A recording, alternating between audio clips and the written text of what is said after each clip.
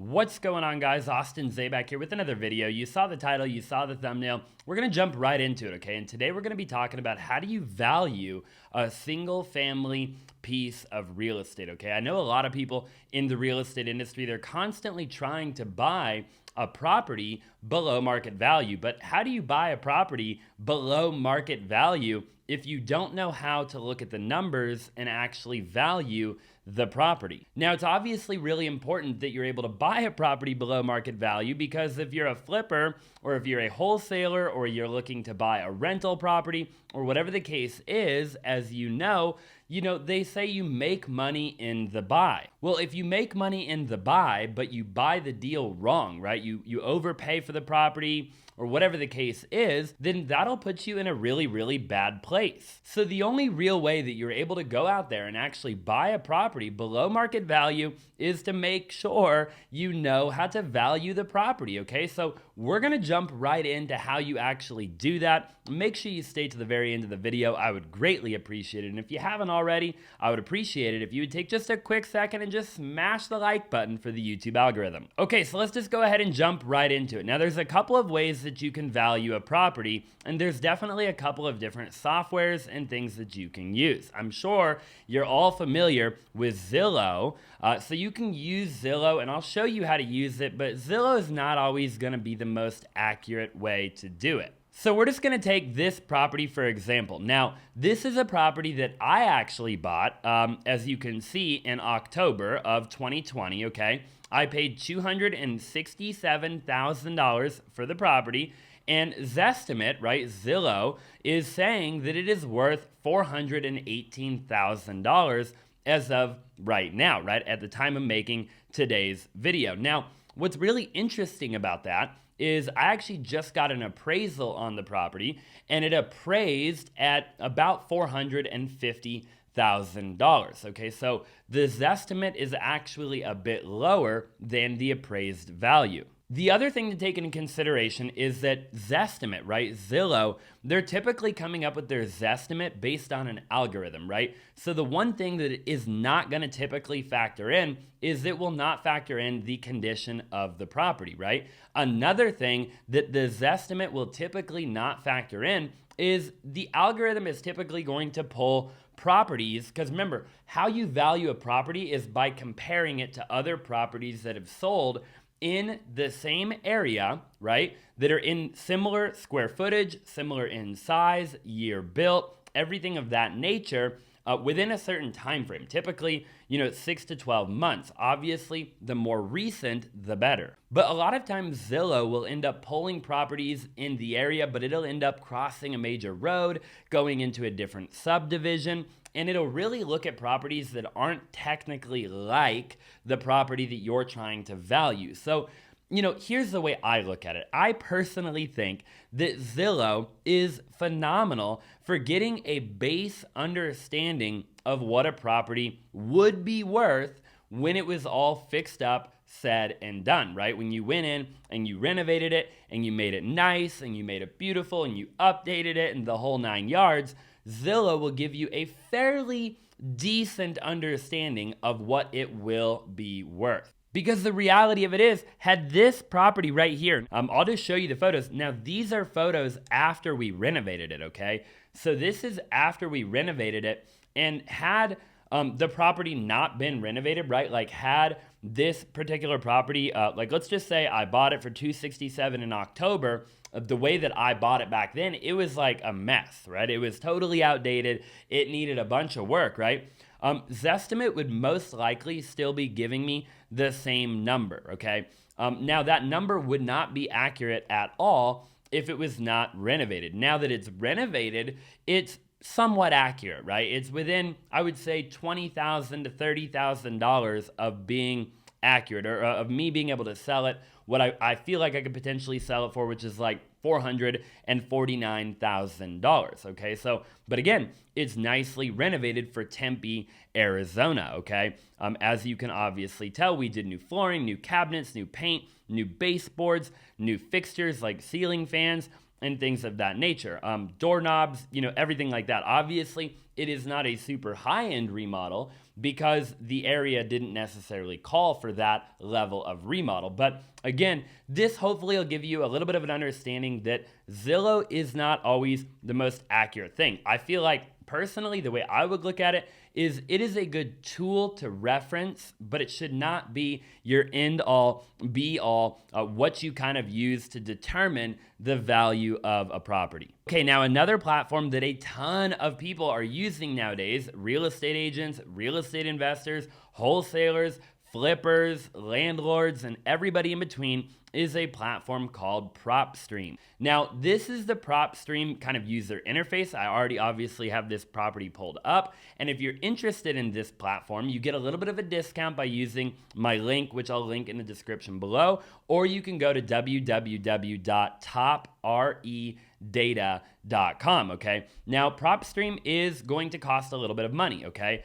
It is not free. So just depending on how much you're using this and how often you need to value a property will depend on if this particular software is worth it for you to get. But let's just see what Propstream has to say about the value of our property, okay?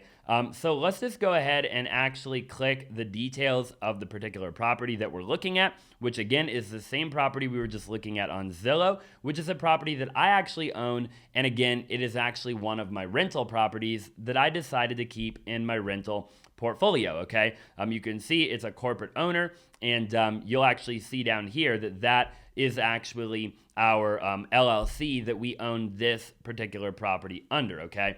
Now, what was really interesting is if you look, Propstream's valuing the property at $376,000. So they're actually coming in fairly inaccurate on this, okay? Again, we appraised at like 400 and I think it was like either 440 or $450,000.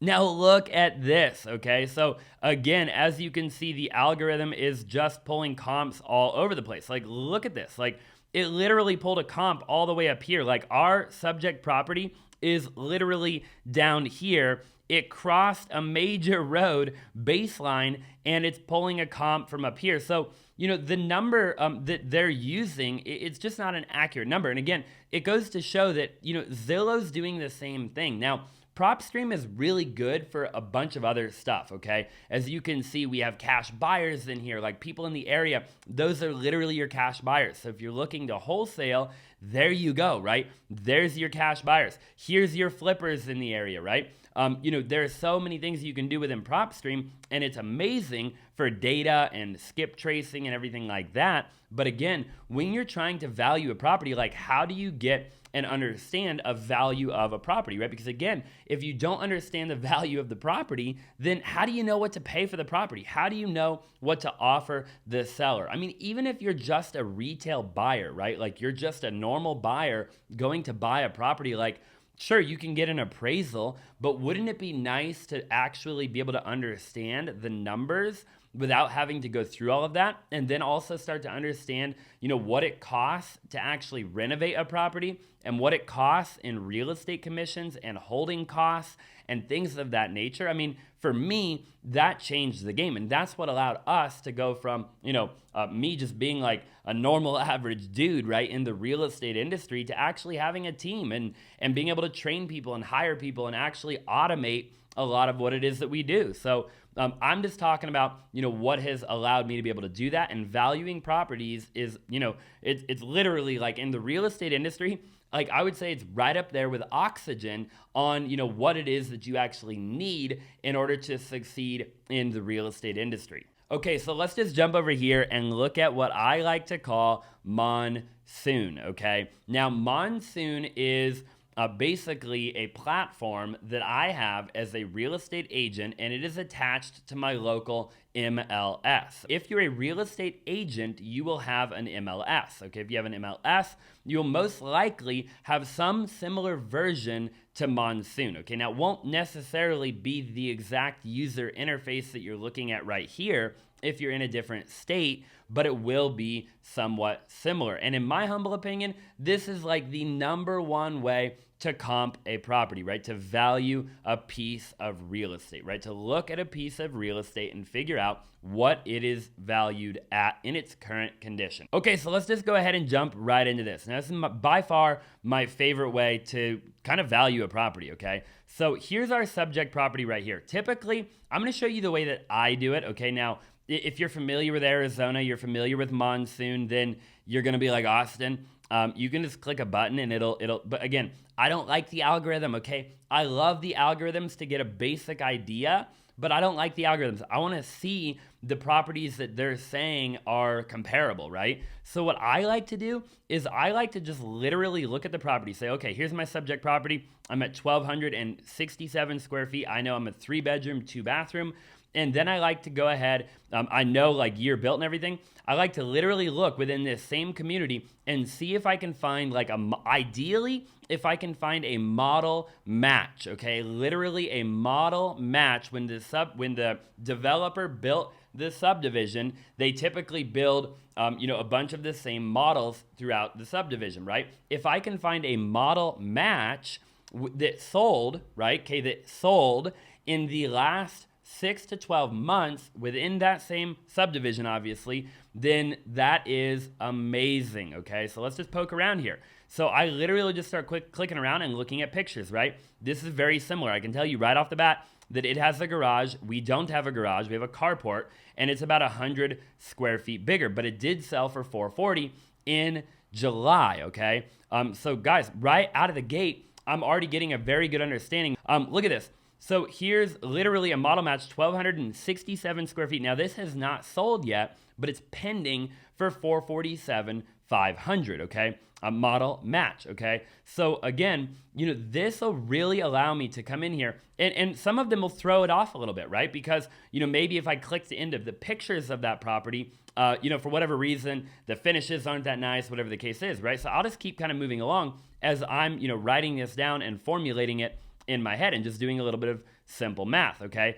Model match, right? $410,000. But again, this sold in March, and the market, as you probably know, has appreciated a ton since March. And I would imagine that the condition of that property is not quite as nice as ours, okay? So same subdivision over here. This is a tiny bit bigger, sold for $440, right? So basically, without clicking around too much more, I know that I'm right in that ballpark when it comes to ARV, right? Which stands for after repair value, okay? So my ARV, my after repair value, is going to be somewhere between, let's just say somewhere between $430,000 and $450,000, okay?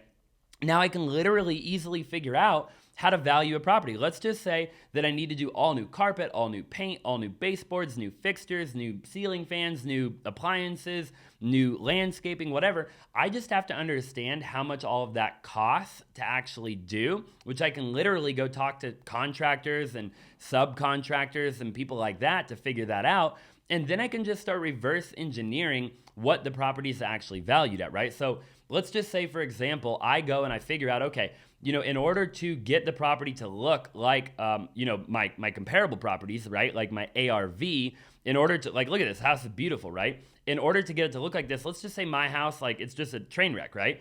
Then I need to do all new flooring, all new carpet, all new paint, all that stuff. And let's just say that costs me $30,000, right? And it'll be worth $440, let's just say, when it's all said and done. Okay, then just start doing the math. Say, okay, well, I'm gonna have to pay real estate agents. Let's just say I'm flipping it, right? Well, I have to pay a real estate agent on the back end, right? So just say 6% of 440 right off the top is gone. I have to spend that money, right? So 440 times 6%, whatever that number is, right? Okay, so we're just gonna go ahead and do the math, right? 440,000 ARV, okay, times 6% in realtor fees is 26,400. Let's just make this a little bit easier on us, and let's just do 440, okay, 440 times 94%, okay, gives us 413,600. We just said that it's going to cost us $30,000 to get it there, right? I'm at 383,600. If I'm a flipper, I want to make money. You're also going to have holding costs, and you're going to have closing costs and things of that nature, right? So depending on if you're paying cash or you're getting a loan or whatever the case is,